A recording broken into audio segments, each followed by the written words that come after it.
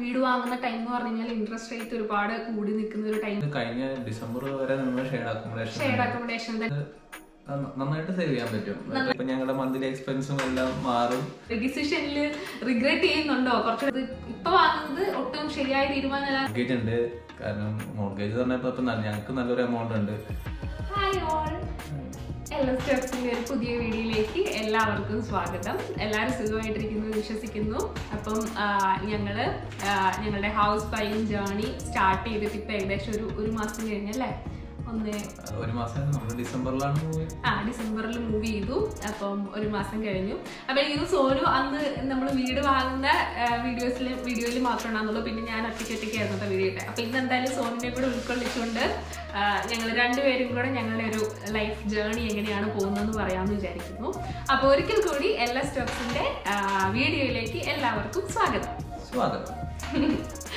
അപ്പൊ ഞങ്ങൾ ഇന്നത്തെ വീഡിയോയിലൂടെ ഉദ്ദേശിക്കുന്ന മെയിൻ എയിം എന്താണെന്ന് വെച്ച് കഴിഞ്ഞാൽ ഞങ്ങളുടെ ഒരു കറണ്ട് സിറ്റുവേഷൻ പറയാമെന്ന് വെച്ചിട്ടാണ് കേട്ടോ. അതായത് ഞങ്ങൾ വീട് വാങ്ങിച്ച ഞങ്ങളുടെ ബൈയിങ് ജേർണി എങ്ങനെയായിരുന്നു, ഈ ഒരു ലാസ്റ്റ് 2 years ഞങ്ങളുടെ ലൈഫിലുണ്ടായ ചേഞ്ചസ് എങ്ങനെയാണ്, ഞങ്ങൾ ഇവിടെ വരെ ഒരു ഞങ്ങൾക്ക് ഉണ്ടായ കുറച്ച് മാറ്റങ്ങൾ, ചേഞ്ചസ്, പിന്നെ അതുപോലെ തന്നെ പിന്നെന്തൊക്കെയാണ് വീട് വാങ്ങിയത്. ഇപ്പം ഞങ്ങൾ വീട് വാങ്ങുന്ന ടൈം എന്ന് പറഞ്ഞു കഴിഞ്ഞാൽ ഇൻട്രസ്റ്റ് റേറ്റ് ഒരുപാട് കൂടി നിൽക്കുന്ന ഒരു ടൈമാണ് അല്ലേ? അപ്പം വീട് വാങ്ങിയത് നല്ലൊരു തീരുമാനമായിരുന്നു. ഞങ്ങളിപ്പോൾ എങ്ങനെയാണ്, ഞങ്ങൾ ഹാപ്പിയാണോ, അതോ വീട് വാങ്ങിയ ഡിസിഷനിൽ എന്തെങ്കിലുമൊക്കെ വേണ്ടായിരുന്നു എന്ന് തോന്നുന്നുണ്ടോ, അങ്ങനത്തെ കുറച്ച് കാര്യങ്ങളൊക്കെയാണ് കുറച്ച് സംസാരിക്കാമെന്ന് വിചാരിക്കുന്നത്. അപ്പം നമുക്ക് ഫസ്റ്റിൽ നമ്മൾ പറയുകയാണെങ്കിൽ നമുക്ക് നമ്മുടെ വന്ന ടൈം തൊട്ട് തുടങ്ങാം അല്ലേ? നമ്മൾ ഫസ്റ്റ് സ്റ്റേ തൊട്ട്. അപ്പൊ നമ്മൾ ആദ്യം ഞങ്ങൾ നിന്നത് ഷെയർഡ് അക്കോമഡേഷൻ. ആദ്യമല്ല, നമ്മളൊരു ലാസ്റ്റ് കഴിഞ്ഞ ഡിസംബർ വരെ നിന്നത് ഷെയർഡ് അക്കോമഡേഷൻ തന്നെയാണ്. അപ്പൊ വീട്ടിലോട്ട് മാറുന്നിടം വരെ ഞങ്ങൾ ഷെയർഡ് അക്കോമഡേഷൻ നിന്നത്. അപ്പൊ ഫസ്റ്റ് വന്നപ്പോ തൊട്ട് 2 years അല്ലെ, കറക്റ്റ് 2 years ആയപ്പോഴാണ് ഞങ്ങൾ വീട് വാങ്ങുന്നത്. ഇപ്പൊ ലാസ്റ്റ് 2 years ഞങ്ങൾ ഷെയർഡ് അക്കോമഡേഷനിലാണ് നിന്നത്. പക്ഷെ നമുക്ക് ഷെയർഡ് അക്കോമഡേഷൻ അതിൻ്റെതായ പോസിറ്റീവ്സ് ഉണ്ട്, നെഗറ്റീവ്സ് ഉണ്ട്. പക്ഷെ നമുക്ക് ഓവറോൾ ഞങ്ങൾക്ക് കുഴപ്പങ്ങളൊന്നും ഉണ്ടായിരുന്നില്ല അല്ലേ? നമുക്ക് ഷെയർഡ് അക്കോമഡേഷൻ നിന്നാലും നമ്മളിപ്പോ രണ്ടുപേരല്ലേ ഉള്ളൂ. നമുക്ക് ഷെയർഡ് അക്കോമഡേഷൻ ആണെങ്കിൽ നമുക്ക് അഡ്ജസ്റ്റ് ചെയ്ത്, അതുകൊണ്ടാണ് നമുക്ക് അഡ്ജസ്റ്റ് ചെയ്യാൻ പറ്റിയത്. നമ്മൾ രണ്ടുപേരും മാത്രമേ ഉള്ളൂ. അതെ. അപ്പൊ പിള്ളേരൊക്കെ ഉള്ള കേസിൽ അങ്ങനെ ഷെയർഡ് അക്കോമഡേഷൻ കിട്ടാനായിട്ട് പാടാണ്. ഇനിയിപ്പോൾ കിട്ടിയാലും നമുക്ക് എല്ലാവരും കൂടെ ആകുമ്പോൾ കുറച്ച് ബുദ്ധിമുട്ടൊക്കെ കാണും. പക്ഷെ ഞങ്ങൾ രണ്ടുപേരും കൂടെ ഉള്ളതുകൊണ്ടാണ് ഞങ്ങൾക്ക് ഷെയർഡ് അക്കോമഡേഷനിൽ നിൽക്കാൻ പറ്റിയത്. പിന്നെ ഷെയർഡ് എന്ന് പറയുമ്പോഴത്തേക്കിനും ഇപ്പോൾ UK യിലുള്ള ആളുകൾക്കൊക്കെ ആണെങ്കിലും അറിയാം, നമുക്ക് വാഷ്റൂമും കിച്ചണും ഷെയർഡ് ആയിരിക്കും. അപ്പോൾ ചില കേസിൽ വാഷ്റൂം ഷെയർഡ് അല്ലാത്തത് ചിലപ്പോൾ കിട്ടുമായിരിക്കും, MCU ഇൻക്ലൂഡ് ആയിട്ടൊക്കെ ഉള്ളത്. അപ്പോൾ ഞങ്ങളുടെ കേസിൽ ഞങ്ങൾക്ക് വാഷ്റൂമും കിച്ചണും ഒക്കെ ഷെയർഡ് ആയിരുന്നു. ഞങ്ങൾക്കൊരു ഡബിൾ ബെഡ്റൂം ആയിരുന്നു ഉണ്ടായിരുന്നത്. അപ്പോൾ അവിടെ നമുക്ക് ബെഡ്, പിന്നെ ഞങ്ങൾക്ക് വർക്ക് ചെയ്യാനായിട്ട് 2 ടേബിളുകൾ, അങ്ങനെയൊക്കെയായിരുന്നു ഉണ്ടായിരുന്നത്. അപ്പം ഷെയർഡിൽ നിന്നപ്പം എന്ന് പറഞ്ഞു കഴിഞ്ഞാൽ ഞങ്ങൾ നമുക്ക് മെയിൻ ഒരു ഗുണം എന്ന് പറഞ്ഞു കഴിഞ്ഞാൽ നമുക്ക് സേവ് ചെയ്യാൻ വേണ്ടിയിട്ട് പറ്റും എന്നുള്ളതാണ് അല്ലേ? അതെ, നമുക്കിപ്പോ നന്നായിട്ട് സേവ് ചെയ്യാൻ പറ്റും. നമ്മളിപ്പോ ഒരു ഫ്ലാറ്റ് അല്ലെങ്കിൽ ഒരു 1 BHK എടുക്കുകയാണെന്നുണ്ടെങ്കിൽ മിനിമം 1200 റെന്റ് മാത്രമായിട്ട് വരും. പിന്നെ ബിൽസ് എക്സ്ട്രാ വരും, 1200 കുറഞ്ഞത് അത്രയും വരും. പിന്നെ ബിൽസ് എക്സ്ട്രാ വരും, കൗൺസിൽ ടാക്സ്, ഗ്യാസ്, ഇലക്ട്രിസിറ്റി, അങ്ങനെ കുറെ ബില്ലുകൾ വരും. ഇതിപ്പോ എന്ന് പറയുമ്പോൾ നമ്മൾ ഷെയർഡ് എന്നപ്പോ നമ്മളൊരു ആ ഒരു എമൗണ്ട് ഇപ്പൊ 700 അല്ലെങ്കിൽ ആ റേഞ്ചിലായിരുന്നു നമ്മൾ കൊടുത്തോണ്ടിരുന്നത്, 650-700. അപ്പൊ ആ ഒരു റേഞ്ചിൽ നമുക്ക് ഒരു റൂമും ഒരു ഷെയർ ബാത്റൂം കിച്ചൺ ഷെയർ ആണ്. പക്ഷെ നമ്മളെല്ലാം ഇൻക്ലൂഡ് ആണ്. ഇൻക്ലൂഡിംഗ് ബിൽസ് എന്ന് പറയുമ്പോൾ നമുക്ക് വേറെ കൗൺസിൽ ടാക്സ് കൊടുക്കണ്ട, ഒന്നും വേണ്ട. 650 ജസ്റ്റ് ആ മന്തിന്റെ ആവുന്ന ലാൻഡ് ലോണിന് അയച്ചു കൊടുക്കുക. വേറെ ഒരു കാര്യം നമ്മൾ അന്വേഷിക്കേണ്ട കാര്യം, ഒരു റെസ്പോൺസിബിലിറ്റി ഒന്നുമില്ല.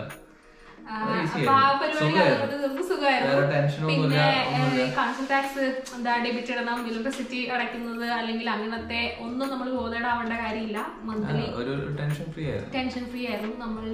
അവരുടെ വീട്ടിൽ നമ്മൾ നിൽക്കുന്നു, പക്ഷെ നമ്മൾ പൈസ കൊടുത്ത് അങ്ങനെ നിൽക്കുന്നു എന്നുള്ളത് മാത്രം. ചെറിയ ബുദ്ധിമുട്ടുകളുണ്ട്. നമുക്ക് കിച്ചൺ ചിലപ്പോൾ എപ്പോഴും അവൈലബിൾ ആയിരിക്കണമെന്നില്ല. കുക്ക് ചെയ്യാൻ നമ്മൾ പ്രതീക്ഷിക്കുന്ന സമയത്ത് നമുക്ക് കുക്ക് ചെയ്യാൻ പറ്റിയെന്ന് വരില്ല. ചിലപ്പോൾ അത് അങ്ങനത്തെ കുറച്ച് കാര്യങ്ങൾ നമ്മൾ അഡ്ജസ്റ്റ് ചെയ്യേണ്ടതായിട്ട് വരും.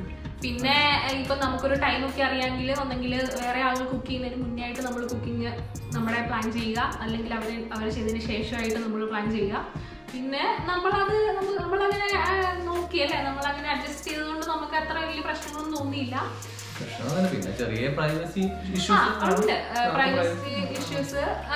അതിപ്പം നമുക്കറിയാലോ, ഷെയറിൽ നിൽക്കുമ്പോൾ വേറെ ആളുകളോ നിൽക്കുമ്പോൾ നമുക്കൊരു ഫ്രീഡം, ഒരു പ്രൈവസി കുറവൊക്കെ കാണും. പക്ഷെ ആ പ്രൈവസിക്ക് നമ്മൾ കൊടുക്കേണ്ട കോസ്റ്റ് എന്ന് പറയുന്നത്, റെന്റൽ കോസ്റ്റ് എന്ന് പറയുന്നത് ഒരുപാട് വലുതായിരുന്നു. അപ്പൊ അതുകൊണ്ട് തന്നെ ഞങ്ങൾ ആ ഒരു റെന്റൽ വേറെ എടുത്ത് മാറിയില്ല. പക്ഷെ എനിക്ക് തോന്നുന്നു കുറെ സമയങ്ങളിൽ 3-4 തവണ ഇങ്ങനെ നോക്കിയിട്ടുണ്ടല്ലേ. ഞങ്ങൾ ഇടയ്ക്ക് ചിന്തിച്ചായിരുന്നു ഭയങ്കര പ്രൈവസി ഇഷ്യൂ വന്നപ്പോ കുറെ പ്രശ്നങ്ങൾ വന്നപ്പോ നമ്മൾ മാറിയാലോ, നമുക്ക് ഷെയർഡ് തന്നെ നിൽക്കണോ, മാറിയാലോ എന്നൊക്കെ. അപ്പൊ നമ്മളിങ്ങനെ ഓരോ ഫ്ലാറ്റുകളൊക്കെ നോക്കിയപ്പോൾ 1200-1300 റെന്റ് മാത്രം വരുന്നത്. പിന്നെ എക്സ്ട്രാ അപ്പൊ നമ്മൾ കൊടുക്കുന്നതിന് ഇരട്ടി തുക കൊടുത്ത് വേണം നമ്മൾ മാറാനായിട്ട്. പിന്നെ അതൊക്കെ ചിന്തിച്ചപ്പോൾ എന്നാണെങ്കിൽ ഇവിടെ തന്നെ കണ്ടിന്യൂ ചെയ്യാം, അടുത്ത കഴിഞ്ഞ് വീട് മാറാണെങ്കിൽ നമുക്കൊരു വീട് മേടിച്ചിട്ട് മാറാന്നുള്ള ഒരു രീതിയിൽ അങ്ങനെ. ചില കേസിലൊക്കെ നമ്മൾ ജസ്റ്റ് വ്യൂവിങ് എടുത്താലോ എന്നുള്ളൊരു സ്റ്റേജിൽ വരെയൊക്കെ ചിന്തിച്ചു വേറെ മാറാൻ വേണ്ടിയിട്ട്. പിന്നെയും നോക്കിയപ്പോൾ കമ്പയർ ചെയ്തപ്പം അത്രയും സേവിങ്സ് നമ്മുടെ സാലറി, നമ്മുടെ സേവിങ്സിൽ നിന്ന് മാറുകയാണ് നമ്മുടെ റെന്റ് കൂടുമ്പോഴത്തേക്കിനും. അപ്പൊ അതുകൊണ്ട് നമ്മൾ പിന്നെയും അഡ്ജസ്റ്റ് ചെയ്ത് അങ്ങനെ അവിടെ നിന്നു. അങ്ങനെ നിന്നുകൊണ്ടാണ് ഞങ്ങൾക്ക് 2 years കറക്റ്റ് ആയപ്പോ തന്നെ ഒരു വീട് വാങ്ങാൻ പറ്റിയത്. അപ്പം ഷെയർഡ് അക്കോമഡേഷൻ ആണ് ഞങ്ങളുടെ ലൈഫിൽ ഒരുപാട് എന്താ പറയുക, നമുക്ക് സേവ് ചെയ്യാൻ വേണ്ടിട്ട് പറ്റിയത് കേട്ടോ. അപ്പൊ ഇനിയിപ്പോ നമുക്ക് നമ്മളുടെ ഇപ്പോഴത്തെ കറന്റ് സിറ്റുവേഷൻ, നമ്മുടെ അവസ്ഥ എന്താണ് ഇപ്പോഴത്തെ എന്ന് പറയാം അല്ലെ. ഇപ്പോഴത്തെ അവസ്ഥ എന്താ, ഇപ്പോഴത്തെ അവസ്ഥ എന്ന് പറയുകയാണെങ്കിൽ ഇപ്പൊ നമുക്ക് സ്വന്തമായിട്ട് വീടുണ്ട്.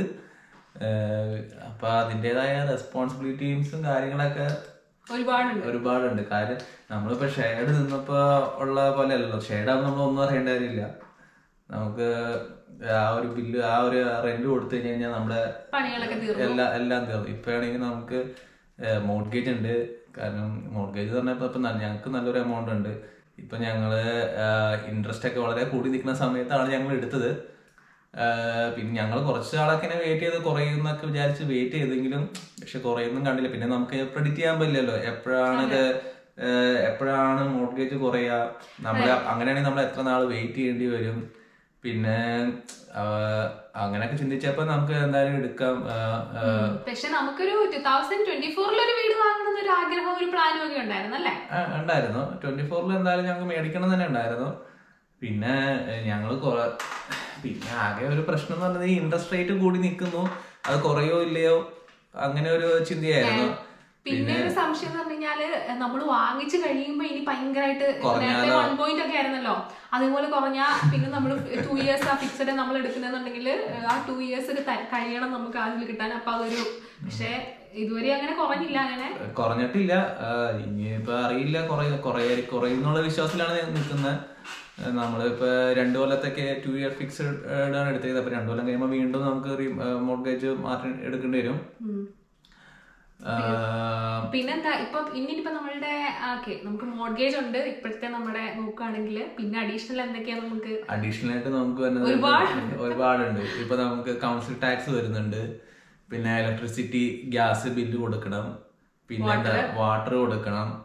TV ലൈസൻസ് ഫീസ് കൊടുക്കണം.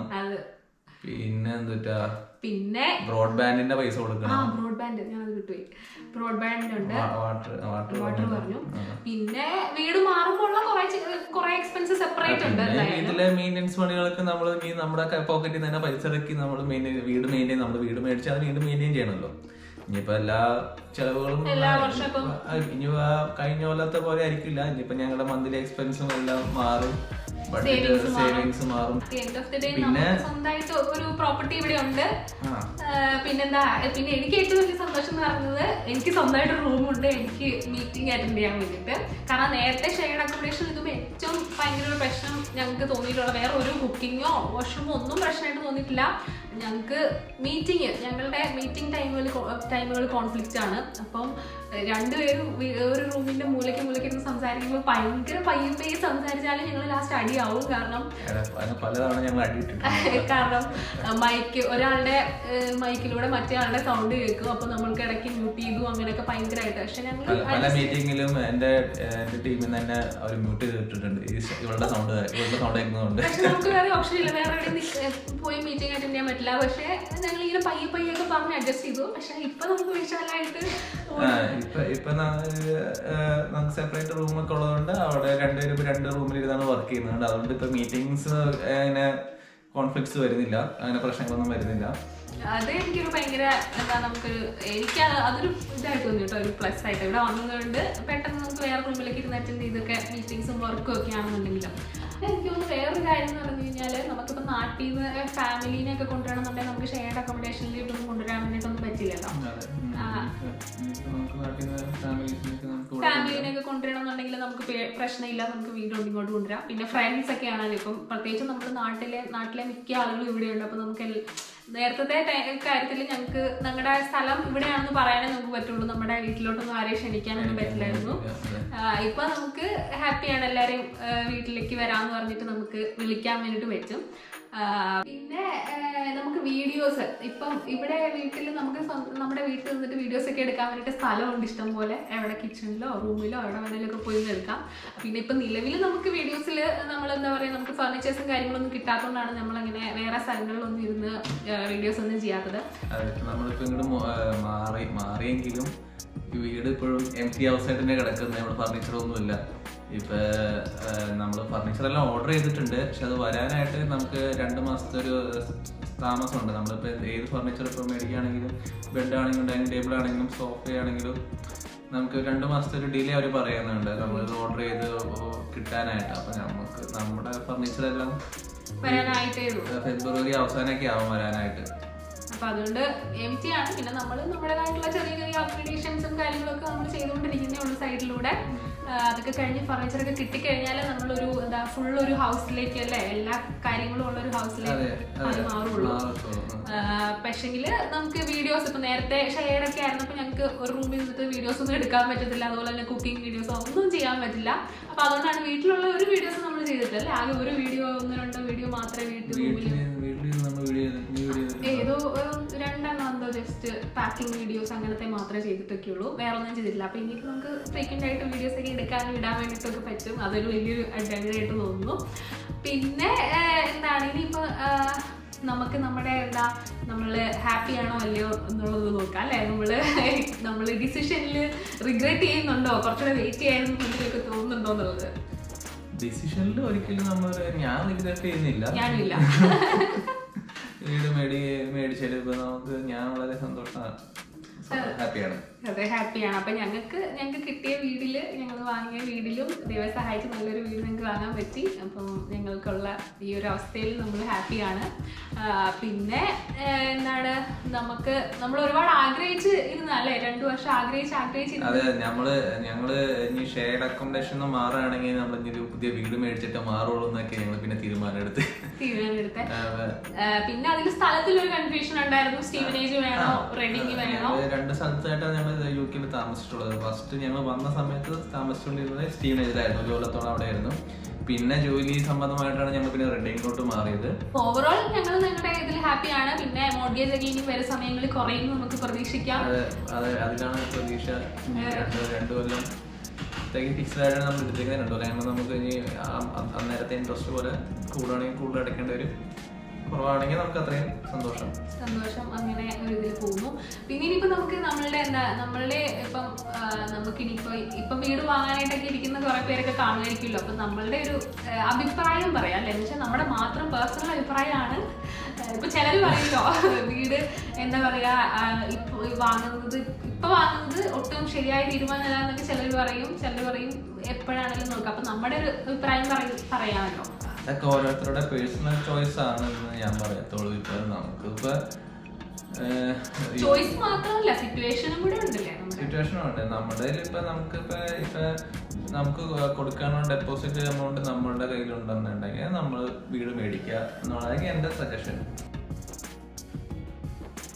വീട് മേടിക്കുക എന്നുള്ളത് ഇപ്പൊ വീട് നമുക്ക് എല്ലാവർക്കും ഒരു സ്വപ്നമാണല്ലോ, സ്വന്തമായിട്ടൊരു വീട് എന്നുള്ളത്. അതിപ്പോ എൻ്റെ അഭിപ്രായം എൻ്റെ ഒരു ഒപ്പീനിയൻ ആണെങ്കിൽ നമുക്ക് ഡെപ്പോസിറ്റ് എല്ലാം റെഡിയാണ്, നമ്മുടെ കയ്യിൽ ഡെപ്പോസിറ്റ് എല്ലാം റെഡി ആണെന്നുണ്ടെങ്കിൽ നമുക്ക് നമ്മുടെ സാഹചര്യങ്ങളെല്ലാം ഓക്കെ ആണെന്നുണ്ടെങ്കിൽ വീട് മേടിക്കുക എന്നുള്ളതാണ്. അത് എപ്പോഴാണെങ്കിലും സ്വന്തമായിട്ടൊരു വീട് മേടിക്കുക. ഇപ്പൊ നമ്മളിപ്പോ റെന്റ് കൊടുക്കുകയാണ്, നമ്മൾ എന്തായാലും മാസം റെന്റ് കൊടുക്കുന്നുണ്ട്. റെന്റ് കൊടുക്കുന്നതിൽ കുറച്ചും കൂടി എമൗണ്ട് കൊടുക്കുകയാണ്, നമുക്ക് കൂടുതൽ കൊടുക്കേണ്ടി വന്നേക്കാം ചിലപ്പം. പക്ഷെ എന്നിരുന്നാലും അതൊക്കെ ഒരു ഇൻവെസ്റ്റ്മെന്റ് ആയിട്ട് ഞാൻ കാണുന്നുള്ളൂ. പ്രോപ്പർട്ടി ഒരു ഇൻവെസ്റ്റ്മെന്റ് ആയിട്ടാണ് ഞാൻ കാണുന്നത്. നമ്മുടെ ഡെപ്പോസിറ്റ് എപ്പോൾ റെഡിയാണോ അന്നേരം വീട് മേടിക്കുക എന്നാണ് ഞാൻ പറയാം. ഇപ്പൊ ഇൻട്രസ്റ്റ് റേറ്റ് ചിലപ്പോൾ കൂടി നിൽക്കും, ചിലപ്പോൾ കുറഞ്ഞു നിൽക്കും. ഇപ്പൊ നല്ലോണം കൂടി നിൽക്കുന്ന ഒരു സമയമാണ്. അത് ചിലപ്പോൾ ഇനി കുറയാൻ, ചിലപ്പോൾ ഇതിനും ഇനിയും കൂടാം. അതൊക്കെ നമുക്കൊന്നും പ്രെഡിക്റ്റ് ചെയ്യാൻ പറ്റത്തില്ല. അപ്പൊ ഡെപ്പോസിറ്റ് ഒക്കെ ഉണ്ടെങ്കിൽ നമ്മുടെ മന്ത്ലി ബഡ്ജറ്റ് എല്ലാം നമുക്ക് മീറ്റ് ചെയ്യാൻ പറ്റും. ആഫ്റ്റർ മോർഗേജ് ഒക്കെ നമുക്ക് മന്ത്ലി ബഡ്ജറ്റ് എല്ലാം മീറ്റ് ചെയ്യാൻ പറ്റും എന്നൊരു സാഹചര്യം നമുക്കുണ്ടെങ്കിൽ വീട് മേടിക്കുക എന്നാണ് എൻ്റെ ഒരു അഭിപ്രായം. അപ്പൊ ഞങ്ങളുടെ അഭിപ്രായം എങ്ങനെയാണ്, കാരണം ഇപ്പൊ നമ്മള് വെയിറ്റ് ചെയ്യാന്ന് പറഞ്ഞാലും എത്ര നാൾ വെയിറ്റ് ചെയ്യും അല്ലെ. ഇപ്പൊ നമുക്കിപ്പം കൂടുമോന്നും നമുക്കറിയില്ല, കുറയുമോന്നും നമുക്കറിയില്ല. പിന്നെ ഇനിയും എല്ലാവരും ലക്ക് നമ്മളിപ്പോ ഒരു ശുഭപ്രതീക്ഷയോടുകൂടി നമ്മൾ പോകുന്നു എന്നുള്ളതേ ഉള്ളൂ. പിന്നെ നമ്മൾ യു കെയിൽ സെറ്റിൽ ആവാനാണ് നമ്മൾ തീരുമാനം എന്നുണ്ടെങ്കിൽ തീർച്ചയായിട്ടും മേടിക്കുക തന്നെയാണ് എൻ്റെ ചോയ്സ്. ഇപ്പൊ നമ്മളിപ്പോ ഇനിയിപ്പോ യു കെയിൽ ഇപ്പൊ ജസ്റ്റ് 1-2 കൊല്ലത്തേക്ക് വർക്ക് ചെയ്യാൻ വേണ്ടി വന്ന് പിന്നെ നാട്ടിലോട്ട് തിരിച്ചു പോകും അങ്ങനെയൊക്കെ പ്ലാൻ ഉള്ളവർക്കൊന്നും വീട് കിട്ടുന്ന പൈസ നമുക്ക് സേവ് ചെയ്ത് പിന്നെ നാട്ടിൽ പോവാന്നുള്ള രീതിയിലായിരിക്കും ഞാൻ പറയാം. അല്ലെങ്കിൽ യു കെയിൽ സെറ്റിൽ ആവാൻ ആണ് താല്പര്യം എന്നുണ്ടെങ്കിൽ ഇപ്പൊ ഡെപ്പോസിറ്റ് എല്ലാം റെഡിയാണ്, നമ്മുടെ സാഹചര്യങ്ങളെല്ലാം സിറ്റുവേഷൻസ് എല്ലാം ഓക്കെയാണ്, മന്ത്ലി ബഡ്ജറ്റ് എല്ലാം മീറ്റ് ചെയ്യാൻ പറ്റും എന്നുണ്ടെന്നുണ്ടെങ്കിൽ തീർച്ചയായും മുന്നോട്ട് പോവാ, വീട് മേടിക്കാനുള്ള പ്ലാനായിട്ട് മുന്നോട്ട് പോവാന്നാണ് ഞാൻ പറയുന്നത്. അതെ, അപ്പൊ നമുക്കൊരു സ്വന്തമായിട്ടൊരു വീട് കിട്ടും. പിന്നെ നമുക്ക് വീടിന്റെ വില ഇങ്ങനെ കൂടിക്കൊണ്ടിരിക്കുകയാണ് ഓരോ ടൈം കഴിയും തോറും. അപ്പം ഓവറോൾ ഞങ്ങളുടെ ഒരു അഭിപ്രായത്തിൽ അല്ലെ വീട്ടിൽ എല്ലാം റെഡിയാണ്, പൈസയൊക്കെ ഡെപ്പോസിറ്റ്. കാരണം ഇപ്പോഴത്തെ സാഹചര്യത്തിൽ 10% നമ്മൾ കൊടുത്താലേ നമുക്ക് ന്യൂ ബിൽഡ് അല്ലാതെ ഫസ്റ്റ് ടൈം ബയർ സ്കീമുകൾ അങ്ങനത്തെ സ്കീമുകളൊന്നും ഇപ്പം ഇല്ല. നമ്മൾ 10% മിനിമം ഡെപ്പോസിറ്റ് കൊടുത്താലാണ് നമുക്ക് വീട് വാങ്ങാൻ പറ്റുന്നത്. പിന്നെ ഇനിയിപ്പം നിങ്ങളുടെ ഇപ്പോഴത്തെ ഒരു സിറ്റുവേഷനിൽ നിങ്ങൾക്ക് ബെറ്റർ ആയിട്ട് തോന്നുന്നത് കുറച്ചും കൂടെ ഡെപ്പോസിറ്റ് സേവ് ചെയ്യാം, എന്നിട്ട് കുറച്ച് ഡെപ്പോസിറ്റ് കൂടുതൽ കൊടുക്കാം. അപ്പോൾ ആ ഒരു വെയിറ്റിംഗ് ടൈമിൽ ഒരു പക്ഷേ നമ്മുടെ ഒരു ഇൻട്രസ്റ്റ് റേറ്റ് ഒക്കെ കുറഞ്ഞേക്കാം, മോർഗേജ് അപ്പം കുറച്ചും കൂടെ കുറയുമായിരിക്കും. അപ്പം അങ്ങനെയൊക്കെ നിങ്ങൾക്ക് തോന്നുന്നുണ്ടെങ്കിൽ വെയിറ്റ് ചെയ്യാം. പിന്നെ എല്ലാം നമ്മുടെ ഒരു സാഹചര്യമാണ് കേട്ടോ, നമ്മുടെ ഫിനാൻഷ്യൽ സിറ്റുവേഷൻസ് പിന്നെ നമ്മുടെ ഫാമിലി സാഹചര്യങ്ങൾ എല്ലാം മാറ്റേഴ്സാണ് ഈ ഒരു കാര്യത്തിൽ. പിന്നെ ഓവറോൾ ആയിട്ട് നമുക്ക് ഫുള്ള് നമുക്ക് പറയാൻ പറ്റില്ല, നമ്മുടെ പേഴ്സണൽ ഒരു ഒപ്പീനിയൻ മാത്രമേ പറയാൻ പറ്റുള്ളൂ. ഓരോ ആളുകളുടെ സാഹചര്യങ്ങൾ മാറും. പിന്നെ നമ്മളെന്തായാലും നമ്മളുടെ വീട്ടിൽ ഹാപ്പിയാണ് അല്ലേ, നമ്മൾ വാങ്ങിച്ചിട്ട് നമുക്ക് സന്തോഷത്തിലിരിക്കുന്നു. ഞങ്ങൾ എല്ലാ കാര്യങ്ങളും ഇങ്ങനെ ശരിയാക്കി വരുന്നു. ഇനിയിപ്പം ഫെബ്രുവരി അവസാനമൊക്കെ ആകുമ്പോൾ അതെ, കാരണം ഇപ്പൊ വീഡിയോസ് എടുക്കാൻ വേണ്ടിയിട്ട് ഈ ടേബിൾ എന്ന് പറഞ്ഞാൽ നമ്മുടെ പിക്നിക് ടേബിളാണ്. അപ്പൊ നമ്മുടെ ട്രാവൽ വീഡിയോസിലൊക്കെ നമ്മൾ ക്യാമ്പിംഗ് ഒക്കെ ചെയ്യാൻ കൊണ്ടുപോകുന്ന ടേബിളാണിത്. ക്യാമ്പിംഗ് ടേബിളിലാണ് ഞങ്ങൾ ഇപ്പോൾ ഇരിക്കുന്നത്. ഞങ്ങളിപ്പോൾ ഡൈനിങ് ടേബിളായിട്ട് യൂസ് ചെയ്യുന്നതാണ്. അപ്പം ഇനിയിപ്പം ഫെബ്രുവരി ലാസ്റ്റ് ഒക്കെ ആയി നമുക്കിവിടെ നമ്മുടെ ഡൈനിങ് ടേബിളൊക്കെ വരും. അപ്പം നമുക്ക് കുറച്ചും കൂടെ കളർഫുൾ ആയിട്ടുള്ള വീഡിയോസ് ഒക്കെ എടുക്കാൻ വേണ്ടിയിട്ട് വെച്ചു. പിന്നെ നിങ്ങളുടെ അഭിപ്രായങ്ങൾ വീഡിയോയുടെ താഴെ ഏതൊക്കെ കമൻസ് ആയിട്ട് നിങ്ങൾക്ക് അറിയിക്കാം, നിങ്ങളുടെ അഭിപ്രായങ്ങളും. പിന്നെ ഹൗസ് ബൈയിങ് ജേർണിയിൽ ഡൗട്ട്സ് ഒക്കെ ഉള്ള ആളുകൾക്ക് കമൻസ് അറിയിക്കാം, അഭിപ്രായങ്ങളും നിർദ്ദേശങ്ങളും അറിയിക്കുക. പിന്നെ ഇൻസ്റ്റഗ്രാമിൽ ഞാൻ അവൈലബിൾ ആയിരിക്കും LS Talks. അപ്പം നമുക്ക് ഡൗട്ട്സ് ഉള്ള ആളുകൾക്ക് പേഴ്സണൽ മെസ്സേജ് തന്നെ അയച്ച് ചോദിക്കാം കേട്ടോ. നമുക്ക് അറിയുന്ന കാര്യങ്ങളൊക്കെ നമ്മൾ ഒബിയസ്ലി പറഞ്ഞു തരുന്നതായിരിക്കും. വീഡിയോ ഇഷ്ടപ്പെട്ടിട്ടുണ്ടെന്നുണ്ടെങ്കിൽ എല്ലാവരും ലൈക്ക് സബ്സ്ക്രൈബ് ചെയ്യുക, ഞങ്ങളെ സപ്പോർട്ട് ചെയ്യുക. അപ്പം നമുക്കൊരു നെക്സ്റ്റ് വീഡിയോയിൽ കാണാം അല്ലേ. അപ്പം എല്ലാവർക്കും ബൈ.